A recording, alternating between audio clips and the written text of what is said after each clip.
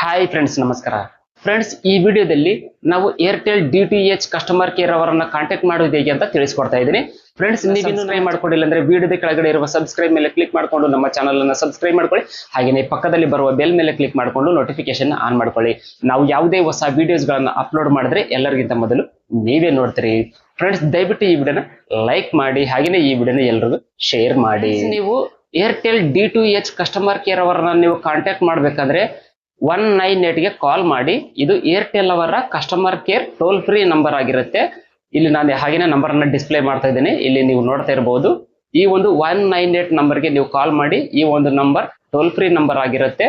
ನೀವು 24 ಅವರ್ಸ್ ಯಾವಾಗ ಬೇಕಾದ್ರೂ ಕಾಲ್ ಮಾಡಬಹುದು. ಈ ಒಂದು ನಂಬರ್ಗೆ ಕಾಲ್ ಮಾಡಿದ್ರೆ ಅವರು ನಿಮ್ಮ ಜೊತೆ ಮಾತನಾಡ್ತಾರೆ. DTH ಸಂಬಂಧಿಸಿದ ಯಾವುದೇ ವಿಷಯಗಳಿದ್ರು ನೀವು 198ಗೆ ಕಾಲ್ ಮಾಡಿ ನೀವು ನಿಮ್ಮ ಕಂಪ್ಲೇಂಟ್ ಗಳನ್ನ ರೈಸ್ ಮಾಡಬಹುದು. ನೀವು ಕಂಪ್ಲೇಂಟ್ ಮಾಡಿರ್ತಕ್ಕಂಥ ಕಂಪ್ಲೇಂಟ್ಸ್ ಏನಿರುತ್ತೆ ಆ ಒಂದು ಕಂಪ್ಲೇಂಟ್ ಗಳನ್ನ ಅವರು ಸಾಲ್ವ್ ಮಾಡ್ತಾರೆ, ಹಾಗೇನೆ ನಿಮ್ಮ ಜೊತೆ ಮಾತನಾಡ್ತಾರೆ. ಯಾವುದೇ ರೀತಿಯಾದಂತಹ ಏರ್ಟೆಲ್ D2H ಗೆ ಸಂಬಂಧಿಸಿದ ಕಂಪ್ಲೇಂಟ್ ಏನಾದರೂ ಇದ್ರೆ ನೀವು ಈ ಒಂದು ನಂಬರ್ಗೆ ಕಾಲ್ ಮಾಡಿ ಟೋಲ್ ಫ್ರೀ ಆಗಿ ನೀವು ಮಾತನಾಡಬಹುದು. ಈ ಒಂದು ನಂಬರ್ಗೆ ಕಾಲ್ ಮಾಡುವುದರ ಮೂಲಕ ನೀವು ಏರ್ಟೆಲ್ D2H ಕಸ್ಟಮರ್ ಕೇರ್ ಅವರನ್ನ ನೀವು ಕಾಂಟ್ಯಾಕ್ಟ್ ಮಾಡಬಹುದು. ಫ್ರೆಂಡ್ಸ್, ಈ ವಿಡಿಯೋ ನಿಮ್ಗೆ ಇಷ್ಟ ಆದ್ರೆ ಈ ವಿಡಿಯೋನ ಲೈಕ್ ಮಾಡಿ, ಶೇರ್ ಮಾಡಿ, ಹಾಗೂ ನೀವಿನ್ನೂ ನಮ್ಮ ಚಾನಲ್ ಅನ್ನ ಸಬ್ಸ್ಕ್ರೈಬ್ ಮಾಡ್ಕೊಂಡಿಲ್ಲ ಅಂದ್ರೆ ಈಗಲೇ ಸಬ್ಸ್ಕ್ರೈಬ್ ಮಾಡ್ಕೊಳ್ಳಿ. Thanks for watching. Take care.